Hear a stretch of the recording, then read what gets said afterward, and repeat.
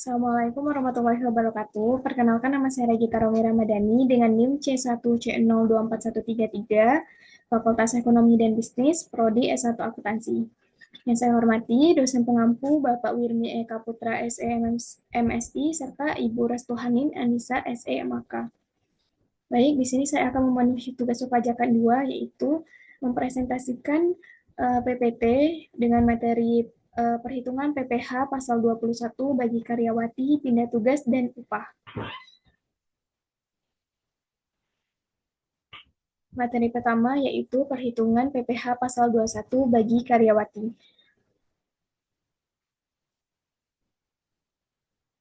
Nah, perhitungan PPh pasal 21 bagi karyawati adalah pajak yang dipungut atas penghasilan berupa gaji, upah, honorarium, tunjangan, serta berbagai pembayaran lain yang diterima oleh pegawai, bukan pegawai, pensiunan, penerima pesangon, dan pihak-pihak terkait lainnya. Besarnya PTKP bagi karyawati berlaku ketentuan sebagai berikut. Yang pertama yaitu bagi karyawati menikah sebesar PTKP untuk dirinya sendiri. Yang kedua, bagi karyawati tidak menikah sebesar PTKP untuk dirinya sendiri ditambah PTKP untuk keluarga yang menjadi tanggungan sepenuhnya.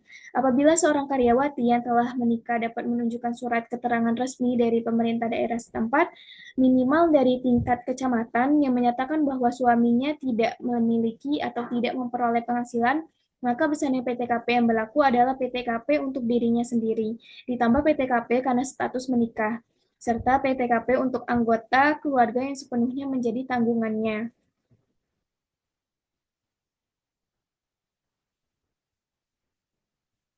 Selanjutnya yaitu besaran PTKP ditetapkan berdasarkan kondisi pada awal tahun kalender. Namun ketentuan ini tidak berlaku bagi pegawai yang baru datang dan menetap di Indonesia di tengah tahun. Untuk kasus tersebut, PTKP ditentukan berdasarkan kondisi pada awal bulan ketika pegawai tersebut mulai menetap dalam tahun kalender yang bersangkutan. Nah, skema perhitungan PPh 21 sesuai PP 58 atau 2023 terdiri dari dua kategori tarif efektif, yakni yang pertama yaitu terkategori A. A. Tidak kawin tanpa tanggungan atau TK0, nilai PTKP-nya 54 juta. B. Tidak kawin dengan status tanggungan TK1, nilai PTKP 58,5 juta. C. Kawin tanpa tanggungan K0, nilai PTKP 58,5 juta. Yang kedua yaitu terkategori B. A. Tidak kawin dengan dua tanggungan atau TK2, nilai PTKP 63 juta. B. Tidak kawin dengan tiga tanggungan TK3, nilai PTKP 67,5 juta. C. Kawin dengan satu tanggungan atau K1, nilai PTKP 63 juta. D. Kawin dengan dua tanggungan, K2, nilai PTKP-nya 67,5 juta. Yang ketiga yaitu terkategori C. A. Kawin dengan tiga tanggungan atau K3, nilai PTKP-nya 72 juta. Selanjutnya yaitu contoh perhitungan PPh pasal 21 bagi karyawati. Kailila adalah seorang karyawati tetap yang berstatus menikah tanpa tanggungan. Ia menerima penghasilan bruto sebesar 10 juta setiap bulan tanpa adanya tunjangan pajak tambahan. Dengan masa kerja selama 12 bulan penuh dalam satu tahun, Kailila memiliki penghasilan bruto tahunan sebesar 120 juta. Sesuai dengan ketentuan pajak penghasilan di Indonesia, Kailila berhak atas penghasilan tidak kena pajak atau PTKP sebesar 58 juta 500 per tahun karena statusnya menikah tanpa tanggungan. Selain gaji, Kailila tidak memiliki penghasilan lain. Dengan data tersebut, penghasilan perhitungan PPh pasal 21 dapat dilakukan untuk menentukan besaran pajak yang harus dipotong dari penghasilannya. Nah, perhitungannya yaitu yang pertama yaitu hitung penghasilan bruto tahunan 10 juta dikalikan 12 bulan yaitu 120 juta. Nah, yang kedua yaitu hitung penghasilan itu. Penghasilan itu sama dengan penghasilan bruto dikurang biaya jabatan yaitu 5% dari penghasilan bruto. Biaya jabatannya kan 5% dikalikan dengan 120 juta sama dengan hasilnya 6 juta. Penghasilan itunya 120 juta dikurangi 6 juta yaitu 114 juta. Nah, yang ketiga yaitu kurangi PTKP. PTKP menikah tanpa tanggungan yaitu 58.500.000, penghasilan kena pajaknya 114 juta dikurangi 58.500.000 yang tadi, sama dengan hasilnya 55.500.000. Nah, yang keempat yaitu hitung PPh terhutang berdasarkan tarif progresif. Tarif PPh pasal 21 per 2023 adalah 5% untuk penghasilan kena pajak sampai dengan 60 juta, 15% untuk penghasilan kena pajak di atas 60 juta sampai 250 juta dan seterusnya. Karena penghasilan kena pajak Kailila 55.500.000 seluruhnya masuk ke tarif 5%. PPh terhutang 5% dikalikan 55.500.000 sama dengan 2.775.000. Nah, yang kelima yaitu PPh pasal 21 yang harus dipotong per bulannya berarti 2.775 dibagi dengan 12 bulan, yaitu sama dengan 231.250.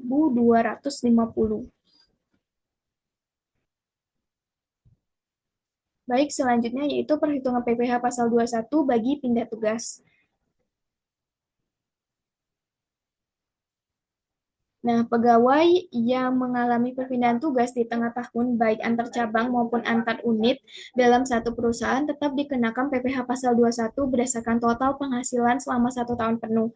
Dengan demikian, penghitungan PPh pasal 21 tidak boleh dimulai hanya dari cabang baru, melainkan harus memasukkan juga penghasilan serta pemotongan pajak yang telah dilakukan di cabang sebelumnya. Tujuannya adalah agar pemotongan pajak sesuai ketentuan dan tidak menimbulkan kelebihan maupun kekurangan potongan. Landasan hukumnya adalah Per 16 atau PJ atau 2016 yang berisi ketentuan teknis mengenai pemotongan PPh pasal 21.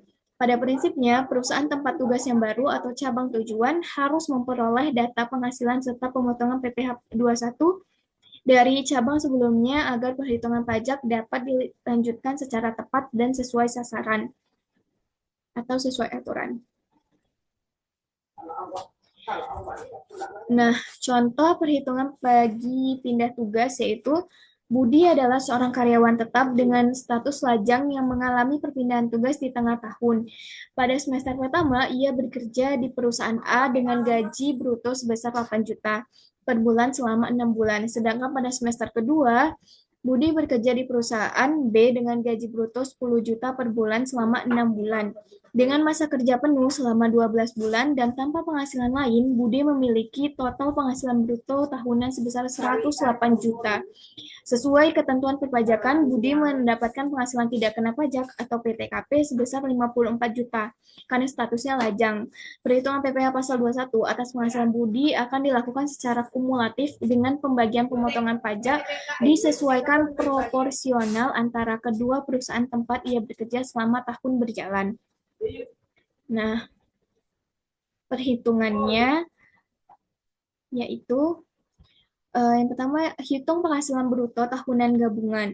Dari perusahaan A, yaitu 8 juta dikalikan 6 sama dengan hasilnya 48 juta. Dari perusahaan B, 10 juta dikalikan 6 berarti 60 juta. Total penghasilan brutonya yaitu 108 juta. Nah, yang kedua yaitu hitung biaya jabatan atau 5%-nya. 5% dikalikan 108 juta maksud saya sama dengan hasilnya 5.400.000. Yang ketiga yaitu hitung penghasilan itu 108 juta dikurang 5.400.000 sama dengan hasilnya 102 juta 600. Nah, yang keempat yaitu kurangi PTKP. PTKP lajangnya yaitu 54 juta. Penghasilan kena pajaknya yaitu 102 juta 600 dikurangi 54 juta sama dengan hasilnya 48.600.000. Yang kelima yaitu hitung PPh terutang. Karena PKP 48.600 lebih besar dari 60 juta, tarif pajak 5% berlaku penuh yaitu PPh 5% dikalikan 48.600 sama dengan 2.430.000. Pembagian potongan PPh pasal 21 untuk masing-masing perusahaan dihitung berdasarkan total pajak tahunan sebesar 2.430.000. Persentase penghasilan dari perusahaan A adalah 44%, 44,44% maksud saya dari total penghasilan yaitu 108 juta. Sementara perusahaan B menyumbang 55,56%. Oleh karena itu, pajak yang harus dipotong oleh perusahaan A adalah sekitar 1.080.000, sedangkan perusahaan B bertanggung jawab atas pemotongan pajak sebesar sekitar 1.350.000.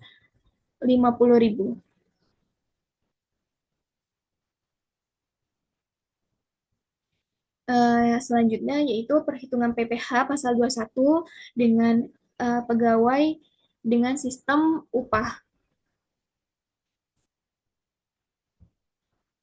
Nah, perhitungan PPh pasal 21 bagi pekerja dengan sistem upah memiliki aturan tersendiri yang berbeda dari karyawan tetap yang memperoleh gaji bulanan.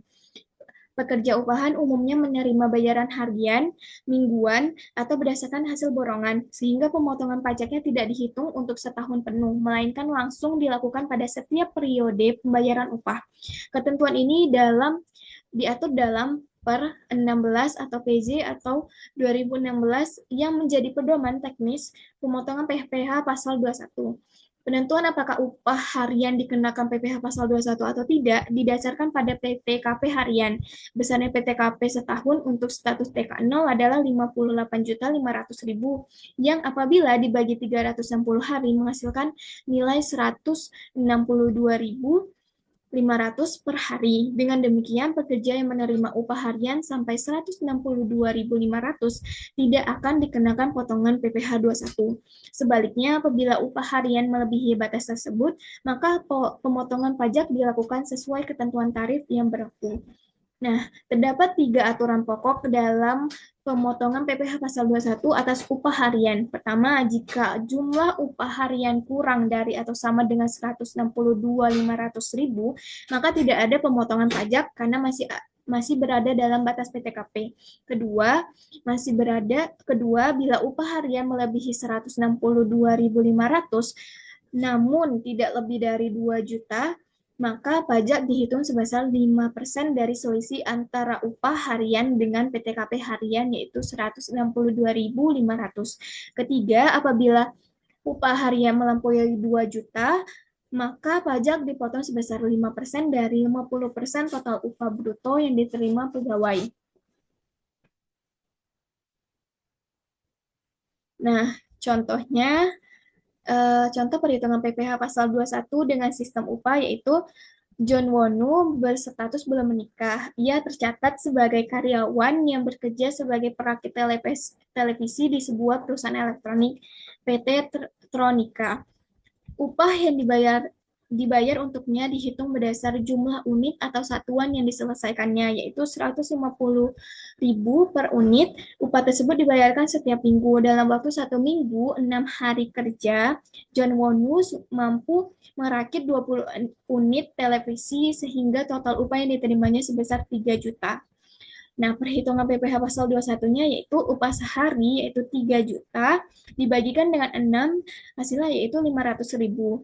Upah kena pajak seharinya 500.000 dikurangi 450.000 sama dengan hasilnya 50.000. PPh pasal 21 sehari 5% dikalikan dengan 50.000 hasilnya 2.500. Nah, PPh pasal 21 atas seluruh upah yaitu seminggu atau 6 hari hasilnya yaitu 15.000. Nah, jika John Wonu tidak memiliki NPWP, PPh pasal 21 yang dipotong baginya menjadi 120% dikalikan 15.000. Hasilnya yaitu 18.000. Jika jumlah upah yang diterima atau diperoleh dalam bulan yang bersangkutan telah melebihi 4.500.000, tetapi tidak melebihi 10.200.000, maka PPh pasal 21 yang harus dipotong dihitung sebagai berikut. PPh pasal 21 sehari yaitu tarif 5% dikalikan upah kena pajak sehari. Selanjutnya yaitu upah kena pajak sehari sama dengan upah sehari dikurangi PTKP yang sebenarnya sehari. Selanjutnya yaitu PTKP yang sebenarnya sehari sama dengan PTKP setahun dibagikan dengan 360.